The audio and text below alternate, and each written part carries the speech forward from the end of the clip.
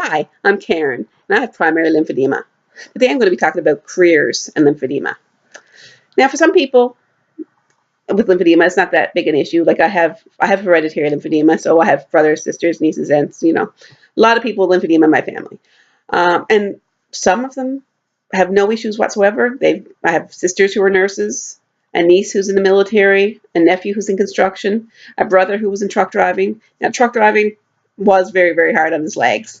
So, yeah, he did have to go on to something else, or he puts up with the pain. Not sure exactly how he decided to deal with that. Um, for me, it was very difficult. I have a lot more pain. Mine was a little worse than other people's in my family. I do have a sister who has it worse than me, but for the most part, I have it pretty bad. So trying to find a career for me was very difficult. When I was younger, when I was in high school, I guess, I loved real estate. But the only issue I had with real estate was I didn't feel as confident enough in my looks.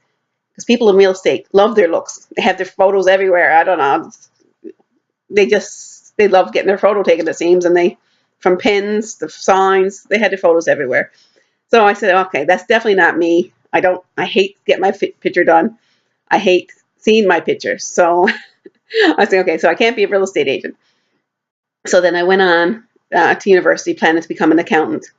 Now, within less than a year, I realized I couldn't be an accountant because when I'm sitting doing the paperwork, my legs are underneath the desk and it just starts swelling and swelling if I'm there at any length of time at all.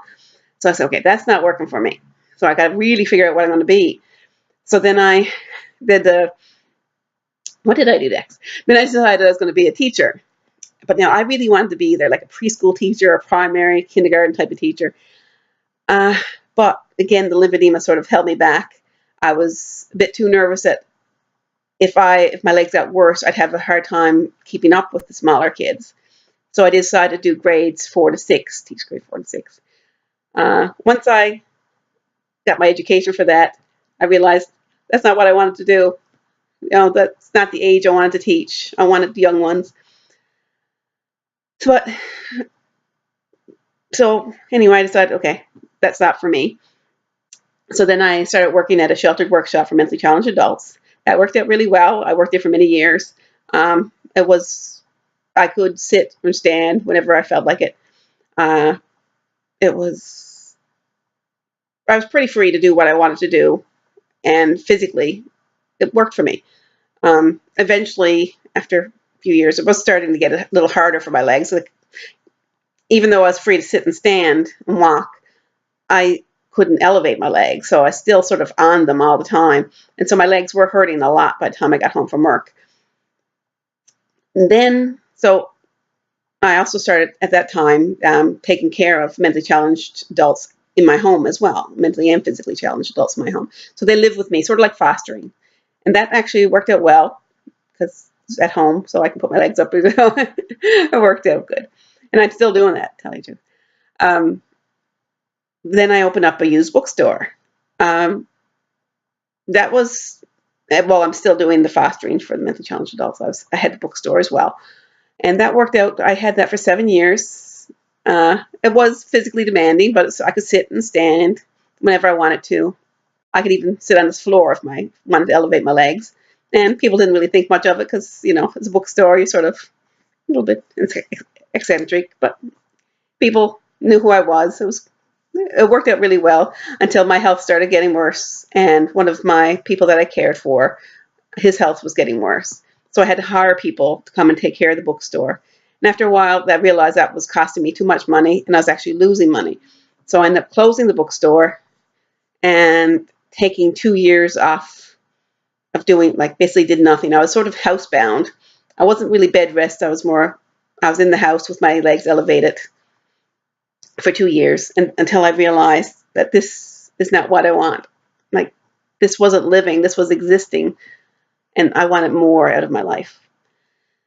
So I was going through Facebook one day, and a Facebook friend posted, "Have you ever thought about becoming a real estate agent?"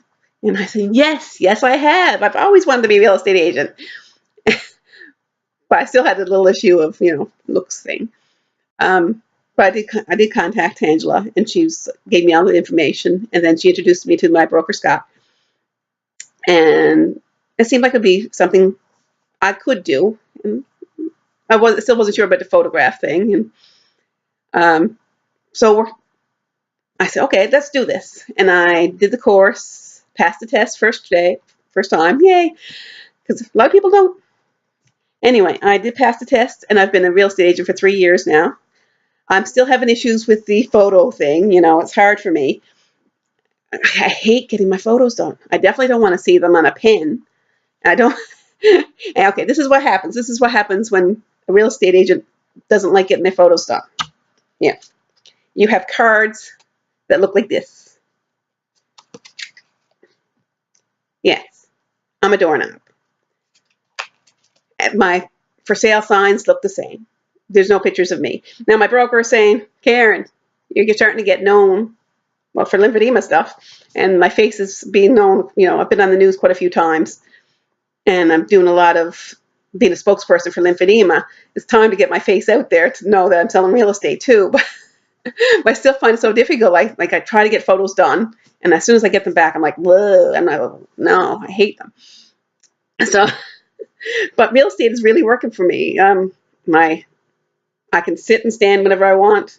The only issue I ever have is if I'm doing an open house and it's an empty open house, like a vacant house, and there's no chairs, and if it's busy and there's no actual place to sort of lean on, and they don't take kindly to, agents lying on the floor. But it only takes 2 hours. I can do anything for 2 hours, so it's not a big deal. I actually love it. Real estate is what I really want to do, and I'm doing it, so that's making me very happy. Now, I'm just wondering what other people with lymphedema does for work. Give me a comment, message me, and let me know. I'd really like to know. So I hope to hear from you. Thanks. Bye-bye.